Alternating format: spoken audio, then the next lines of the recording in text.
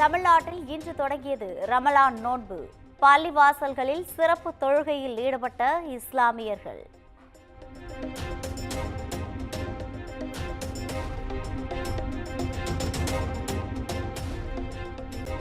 ரமலான் நோன்பை ஒட்டி பல்வேறு பகுதிகளில் உள்ள கடை வீதிகளில் களை கட்டிய வியாபாரம். பேரிச்சம்பழம் உள்ளிட்ட பல்வேறு பொருட்களை ஆர்வமுடன் வாங்கி சென்ற இஸ்லாமியர்கள்.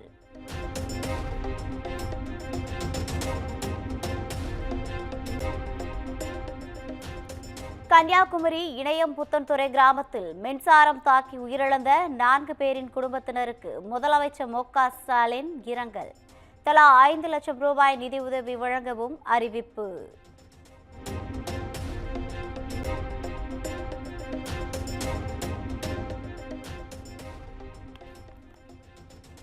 பிரதமர் மோடி, அமித்ஷா, நிர்மலா சீதாராமன் ஆகியோருக்கு தமிழ் பிடித்திருந்தால் தமிழை 2வது ஆட்சி மொழியாக அறிவிக்கலாமே.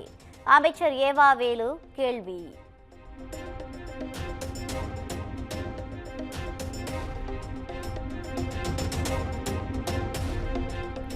கொள்கையை விட்டுவிட்டு மத்திய அரசு தரும் நிதியை பெற வேண்டும் என்ற அவசியம் தங்களுக்கு இல்லை.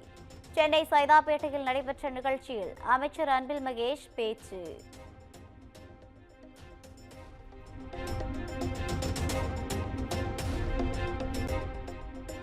பெண்களை மதிப்பவர்கள் நாம் தமிழர் கட்சியில் இருந்தால் உடனடியாக கட்சியில் இருந்து வெளியேற வேண்டும். சிபிஎம் மாநில செயலாளர் சண்முகம் வலியுறுத்தல்.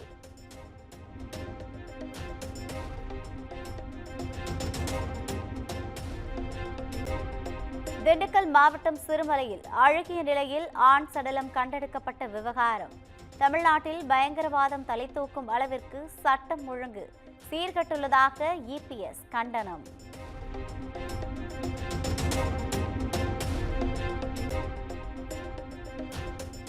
ஈரோடு கிழக்கு சட்டப்பேரவை இடைத்தேர்தலில் போட்டியிட்டதால் சீமானுக்கு திமுக அரசு நெருக்கடி கொடுத்து வருகிறது.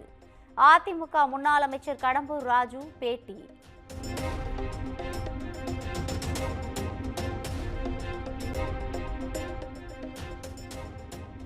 நடிகை அளித்த பாலியல் புகார் வழக்கில் உயர்நீதிமன்ற உத்தரவிற்கு தடை கோரி சீமான் மேல்முறையீட்டு மனு. உச்சநீதிமன்றத்தில் நாளை விசாரணை நடைபெறுகிறது.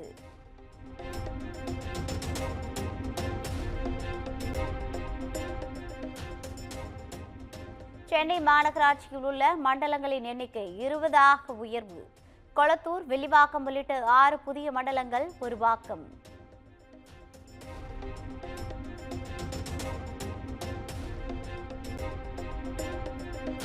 பத்து, 11, 12ஆம் வகுப்பு பொதுத் தேர்வுகள் தொடர்பான புகார்கள், ஐயங்களை தெரிவிக்க உதவி எண்கள் அறிவிப்பு.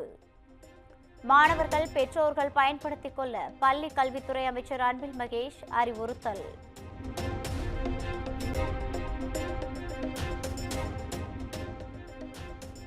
திருவண்ணாமலை மாவட்டம் கண்ணமங்கலம் வனப்பகுதியில் பயங்கர காட்டுத்தீ.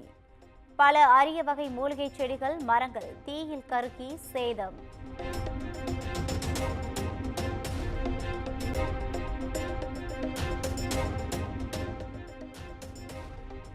பழனி அருகே மகளிர் சுய உதவி குழுவில் பணத்தை பெற்றுக்கொண்டு தலைமறைவான தலைவி.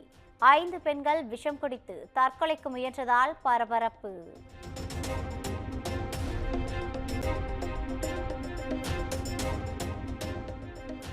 தூத்துக்குடி மற்றும் புதுக்கோட்டை மாவட்டங்களில் பரவலாக பெய்த மழை. வெப்பம் தணிந்து குளிர்ச்சியான சூழல் நிலவியதால் மக்கள் மகிழ்ச்சி.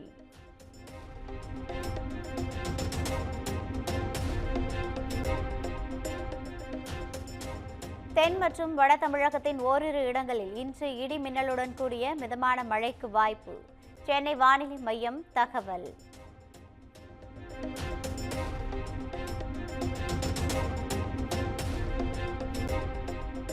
மணிப்பூரின் அனைத்து சாலைகளிலும் மக்கள் சுதந்திரமாக நடமாடுவதை உறுதி செய்ய வேண்டும். அதிகாரிகளுக்கு மத்திய உள்துறை அமைச்சர் அமித்ஷா உத்தரவு.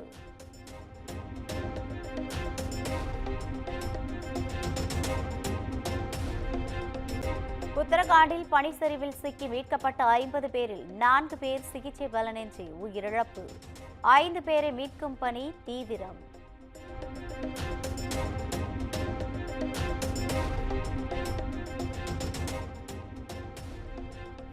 6471 கோடி ரூபாய் மதிப்புள்ள 2000 ரூபாய் நோட்டுகள் மக்களிடம் இன்னும் புழக்கத்தில் உள்ளது. ரிசர்வ் வங்கி தகவல்.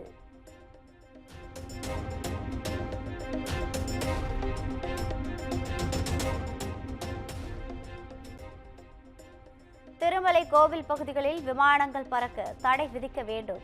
திருப்பதி தேவஸ்தான அறங்காவல் குழு தலைவர் மத்திய விமான போக்குவரத்து அமைச்சரிடம் கடிதம் மூலம் வேண்டுகோள்.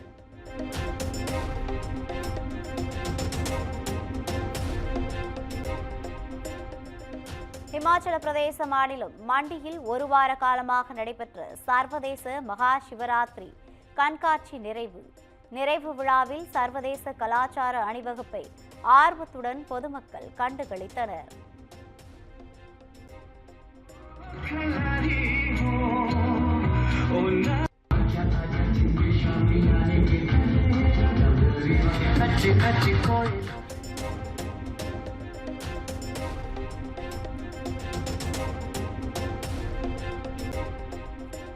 கோவாவில் கோலாகலமாக தொடங்கியது கார்னிவல் திருவிழா.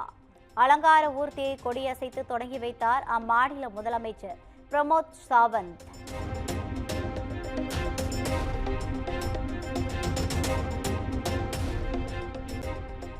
ஜம்மு காஷ்மீரில் கடும் பனிப்பொழிவு. வீடுகளை பனி சூழ்ந்துள்ளதால் மக்களின் இயல்பு வாழ்க்கை பாதிப்பு.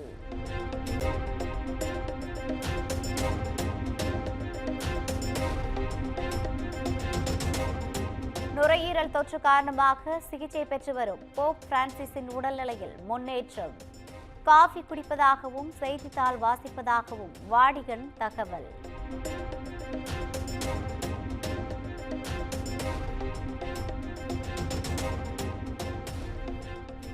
பொலிவியாவில் 2 பேருந்துகள் நேருக்கு நேர் மோதி கோர விபத்து. 37 பேர் உடல் நசுங்கி உயிரிழப்பு.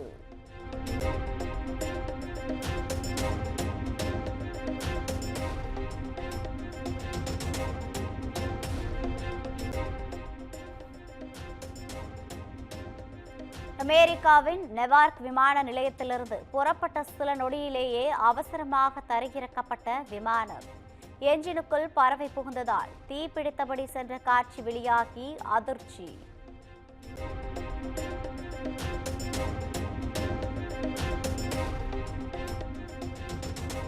ஜப்பானின் ஒஃபுனாடோ பகுதியில் கட்டுக்கடங்காமல் பற்றி எரியும் காட்டுத்தீ. ஹெலிகாப்டர் உதவியுடன் தீயை கட்டுப்படுத்த போராடும் தீயணைப்புத் துறையினர்.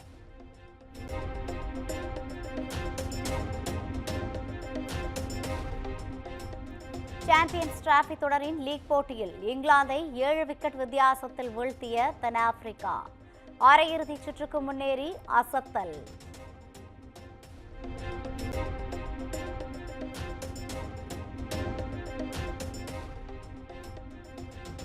சாம்பியன்ஸ் டிராபி கிரிக்கெட் தொடரின் கடைசி லீக் போட்டி. துபாயில் நடைபெறும் போட்டியில் இந்தியா நியூசிலாந்து அணிகள் இன்று பல பரீட்சை.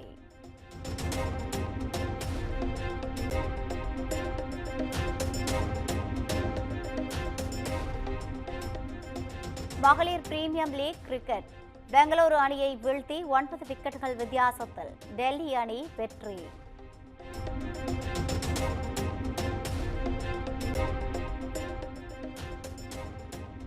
பிராக் மாஸ்டர்ஸ் சர்வதேச செஸ் போட்டி 3வது சுற்றில் தமிழகத்தைச் சேர்ந்த பிரக்யானந்தா வெற்றி.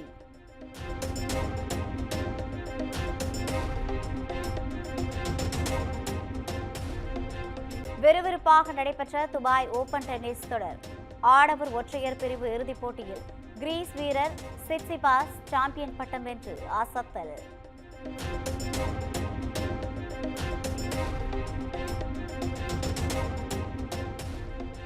அஜித் நடிப்பில் ஆதிக் ரவிச்சந்திரன் இயக்கத்தில் வெளியான குட் பேட் அக்லி படத்தின் டீசர் 24 மணி நேரத்தில் 32 மில்லியன் பார்வையாளர்களை கடந்து சாதனை.